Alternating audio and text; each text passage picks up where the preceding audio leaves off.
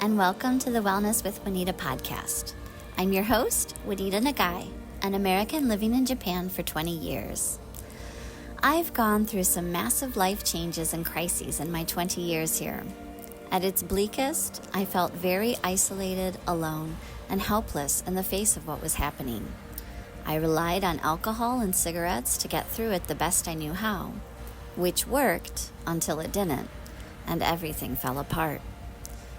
I made it through with a little help from my friends, a fledgling mindfulness practice, and learning how to become my own strongest ally. I quit drinking and smoking, worked my way through my grief, found ways to forgive, created new connections, and started a regular exercise, meditation, and self-care routine. I've also become a national board certified health and wellness coach along the way, and developed a desire and passion to help others on their own personal journeys. This podcast is all about change, growth, healing yourself, learning how to get back up after life kicks you down, and exploring mindfulness and self-compassion as incredible tools available to each and every one of us to do just that. Hello, and welcome to the Wellness with Juanita podcast. I'm your host, Juanita Nagai.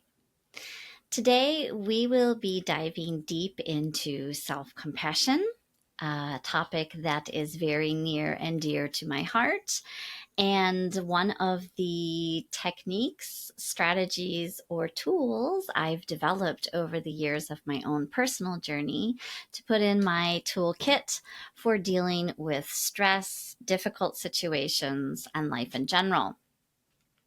To begin with, though, I thought it would be wise to start with some vocabulary and some definitions of what self-compassion actually is. So first, let's take a look at compassion. And the Latin roots of that word break into cum, which means with, and passion, which means suffer. So compassion means to suffer with. And that makes sense if we think about if we have compassion for others, compassion for our friends. When we see them hurting or we see them suffering, we want that to stop. We want to alleviate their suffering. So basically, self-compassion just does a U-turn, and we become both the sufferer, the person who's going through the painful moment or the difficulty, and also the with, the person that is also wishing to alleviate that suffering. Most of the discussion today that I will be talking about is based on the works of Dr. Kristen Neff and Dr. Chris Germer, who are researchers that have developed the mindful self-compassion program itself. And they've done hundreds of studies and inspired hundreds of studies on self-compassion and how it actually can really work to help people deal with stress and difficulties in their life. Most of this research is relatively new. It's from 2010 thereabouts. So while we might have kind of a general layman's terms understanding of what we think self-compassion is, I think that might be flavored by our own perceptions and kind of understandings, but this is actually like a scientific discipline that I will be discussing today. I'd also like to kind of address some of the possible negative connotations associated with self-compassion for the skeptics in the audience. I think there is a certain atmosphere or level of kind of woo-ness around self-compassion and perhaps self-help or self-improvement things in general. I think we also have kind of a natural aversion towards looking towards ourselves in a self-compassionate way. We might feel like we don't deserve it. There might be feelings of unworthiness going on. There might be childhood, the way that we were raised, childhood traumas, or different experiences that we bring with us to kind of say, well, that's not for me, or that feels kind of silly, or we might possibly just be worried that we're going to somehow think too highly of ourselves, or become arrogant, or fall into narcissism if we try to think about ourselves too highly or something. I think those are all valid. I think it's important to acknowledge that we might be bringing our own kind of baggage or our own kind of preconceived notions to this kind of discussion. However, again, this is based on some like actual science and scientific studies. And I had a quote that I wanted to share. From the selfcompassion.org website, that says research indicates that self compassion is one of the most powerful sources of coping and resilience we have available to us, radically improving our mental and physical well being.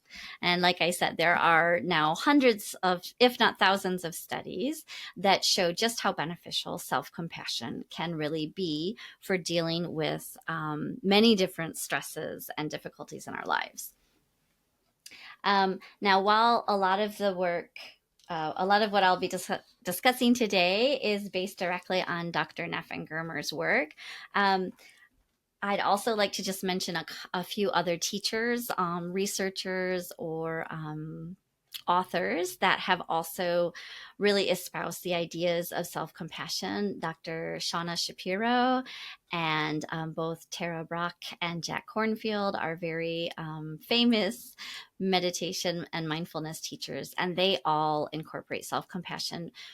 It features very prominently in their work and in their message as well. And these are all people that I have read, and so they inform my personal basic understanding of what it is and how we can use it to improve our overall feelings of well-being and peacefulness and happiness in our lives.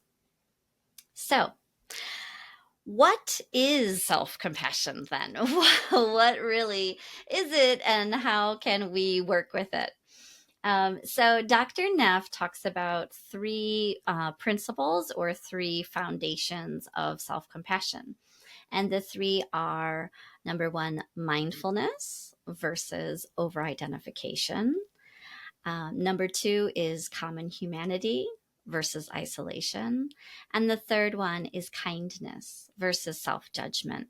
So if we talk about each of these in turn a little bit in more detail, mindfulness is bringing non-judgmental, curious awareness to what is actually happening.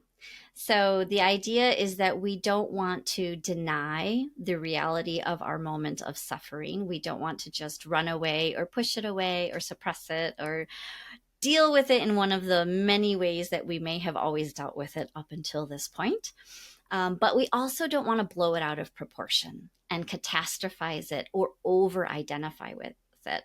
So we want to take kind of a non-biased, as best we're able, open, non-judgmental view of what's actually happening.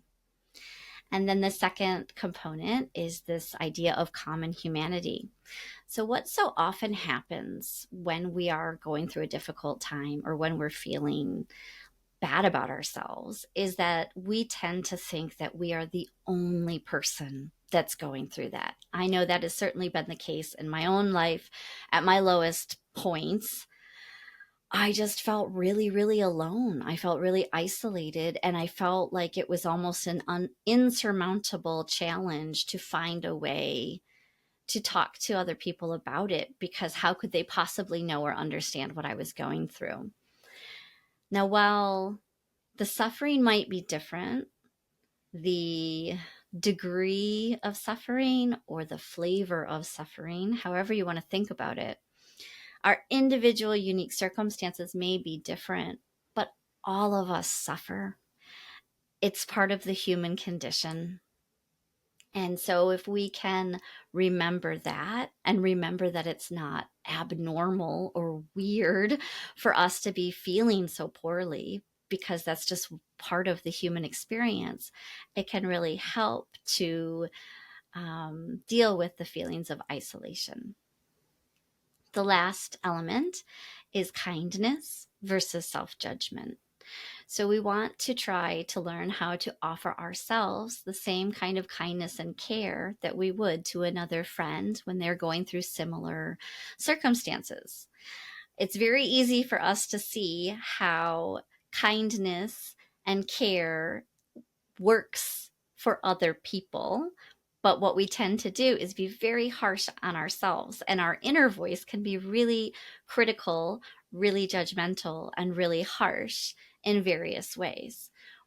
What we want to do with self compassion is to try and really offer ourselves the same kind of tenderness, care, and concern that we would to a good friend in similar circumstances. So we wouldn't yell at our friend and say, "Why do you feel this way? And what's wrong with you?" And, beat them up when they're down.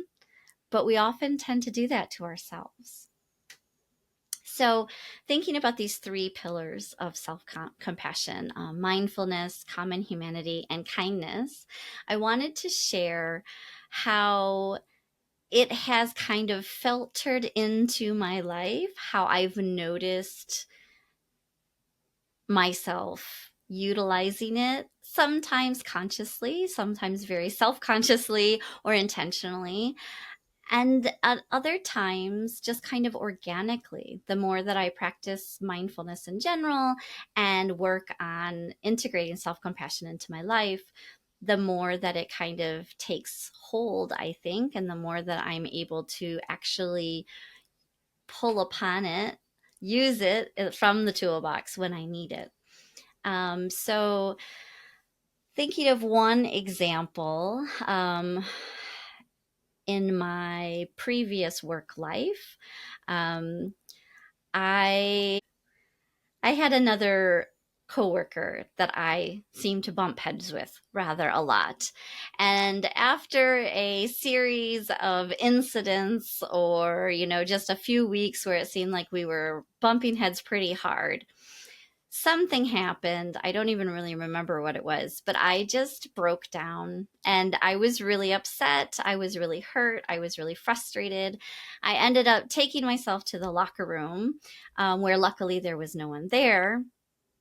And I was just crying and feeling wretched and needed to let those feelings out.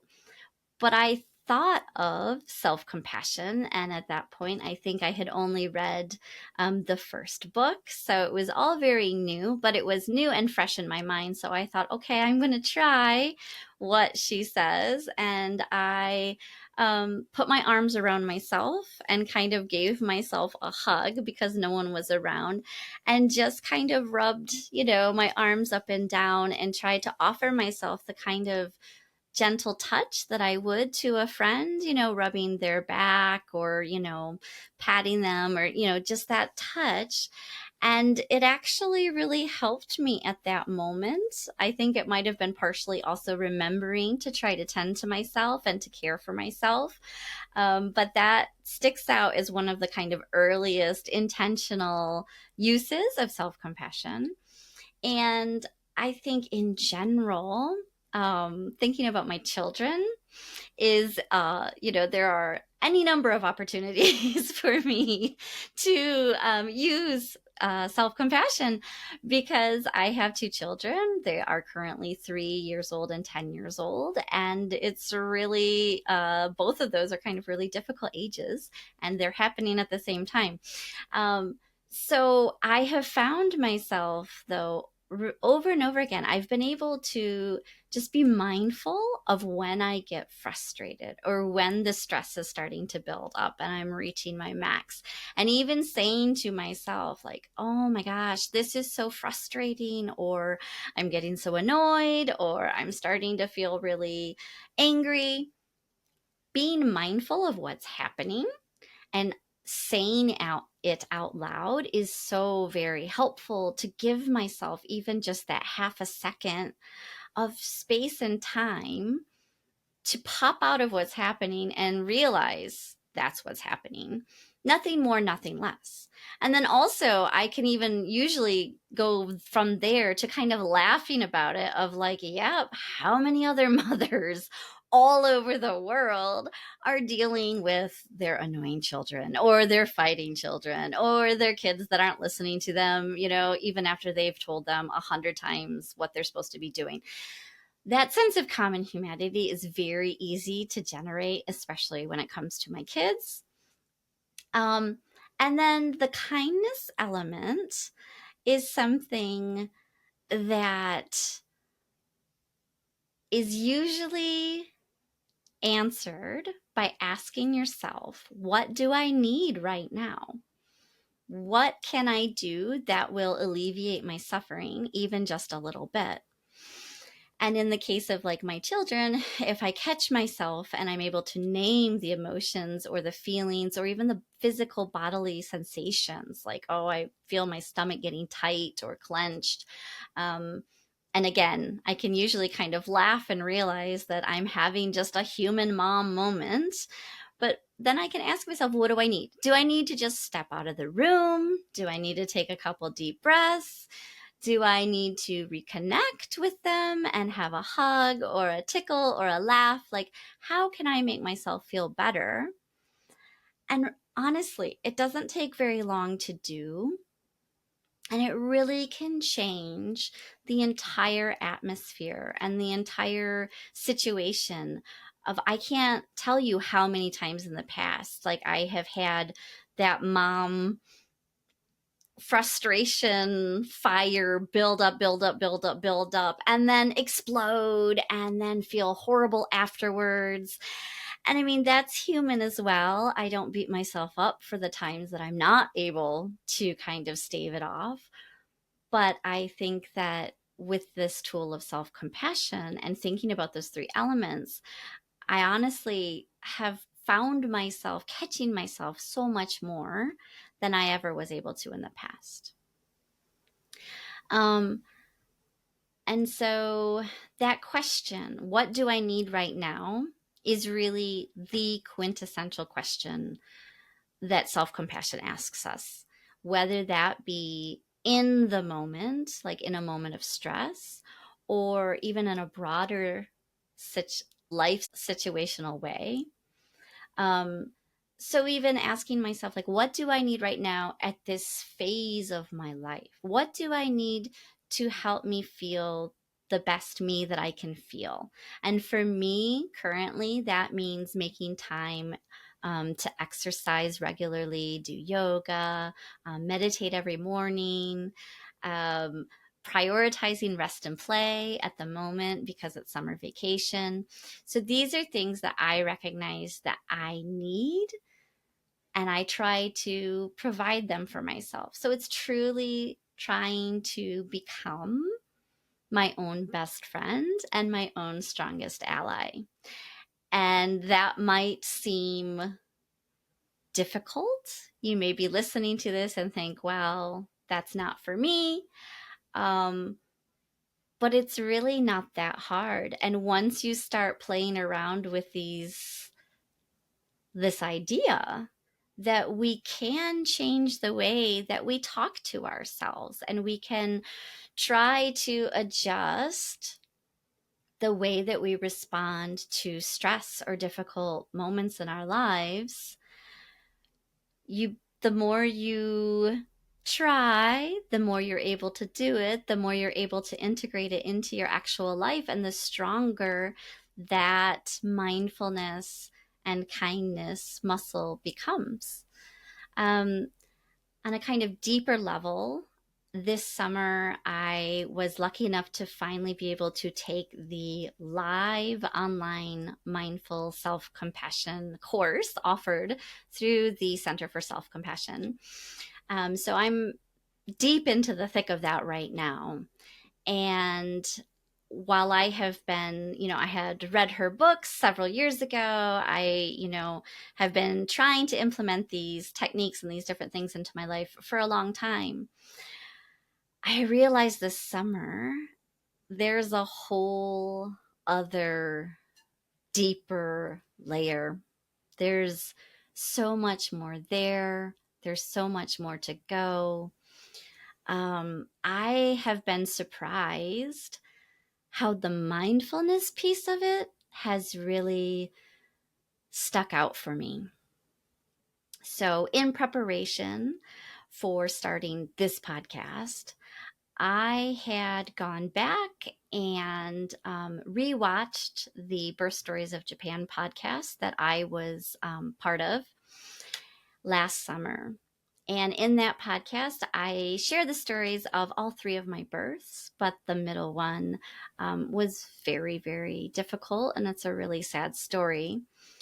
So while I had gone to that podcast, for research to see what she does, and she's brilliant, it's a great podcast. I totally recommend it.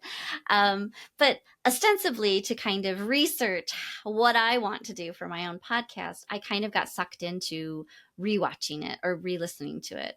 And watching myself tell that very heartbreaking story over again was really, really powerful. And I was just struck by how painful and how deep that suffering really was. And of course, I remember, and of course, I knew that, and I do know that because I went through it. But kind of seeing it again as an outside observer and maybe going deeper and deeper into this self-compassion with this course, and just as my journey has naturally progressed, it was almost like I truly was seeing it and experiencing it as my friend.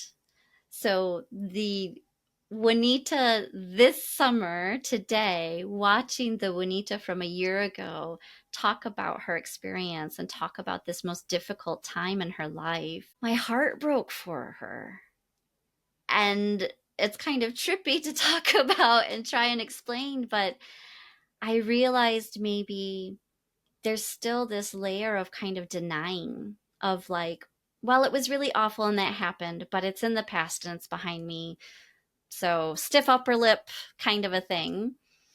And the mindfulness piece has come out in that I realize, no, it was really, really painful.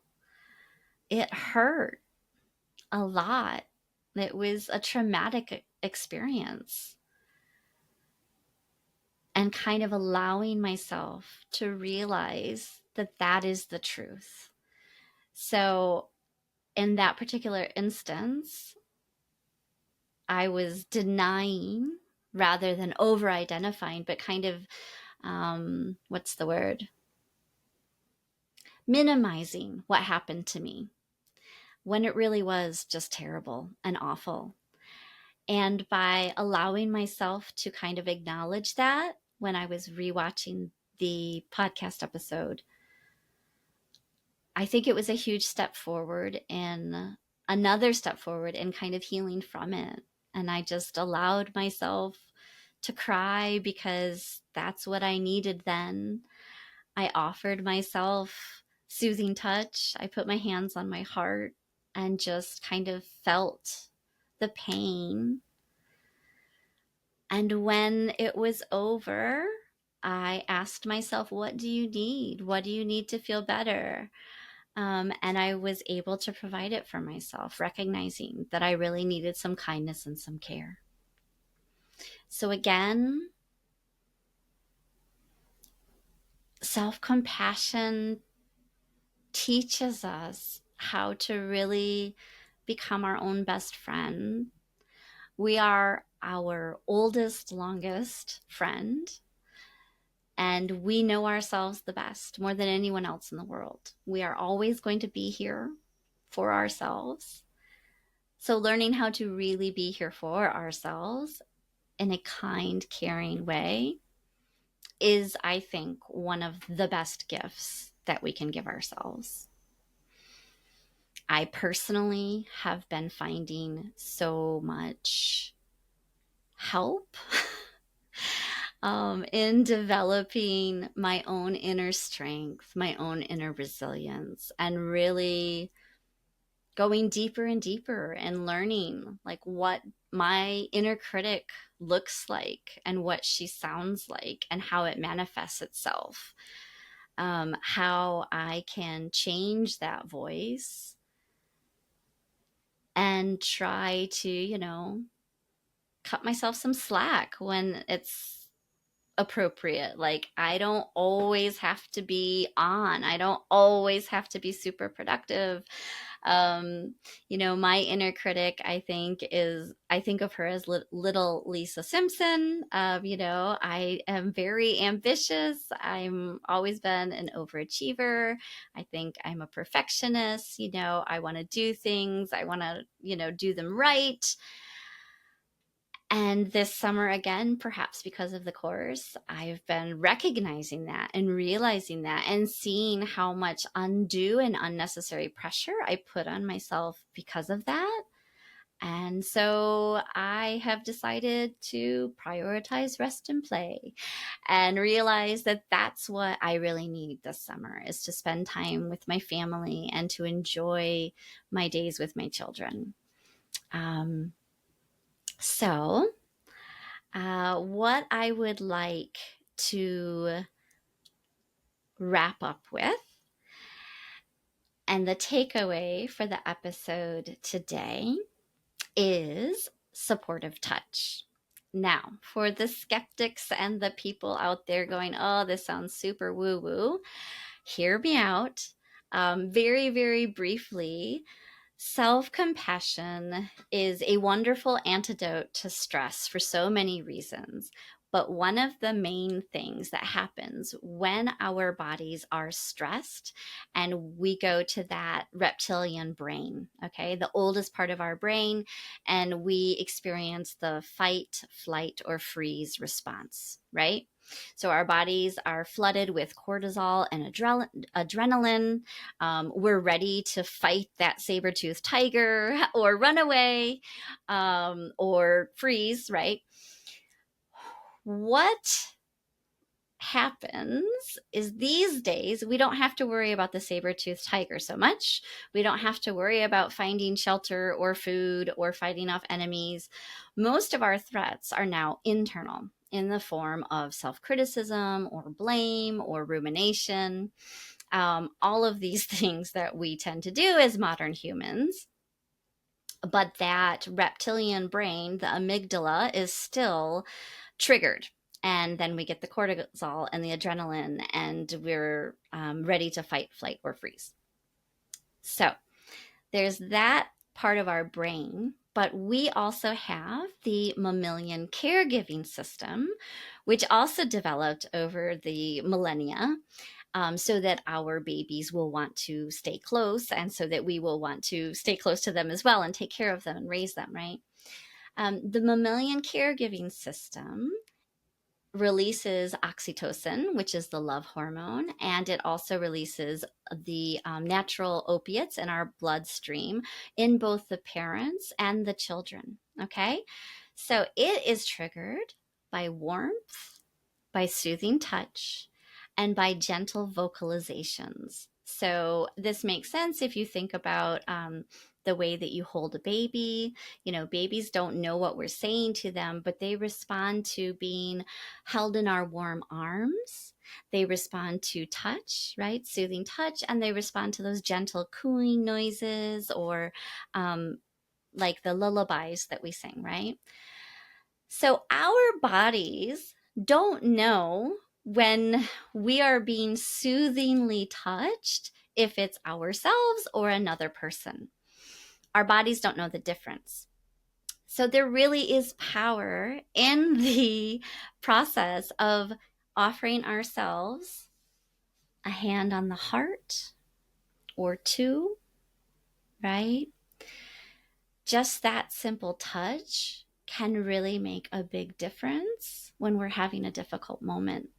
Like I spoke of earlier, my experience at my old job of being really upset and going to the locker room and no one was around. So I wrapped my arms around the other and just kind of hugged myself and held myself.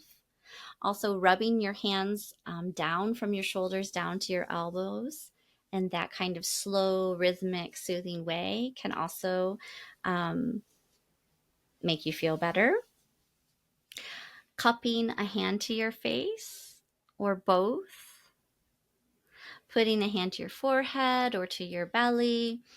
So there's any number of different ways that you can try offering yourself comfort or supportive touch. Um, there are examples and more explanation at the selfcompassion.org website. I'll link to that in the show notes so you can investigate that yourself if you're interested as well. But that is the takeaway that I would like to offer for my listeners today. The next time that you are probably alone, most people are a little shy to do soothing touch when others are around. But even in instances when other people are around, you can just kind of hold. I mean, we naturally do this a lot. We kind of just put our arms around ourselves and kind of, rub your hands on the opposite elbow or the opposite arm. Even clasping your hands together, offering yourself some kind of touch, even when other people are around, can be really reassuring and really helpful. So the next time you are facing a difficulty or feel stressed out, why don't you try giving yourself a little hug, placing your hand on your heart, and see if offering yourself that little bit of kindness might make you feel even just that little bit better. I appreciate you tuning in, listening, watching, sharing this podcast wide and far. I really appreciate it. And until next time, thank you so much and take care.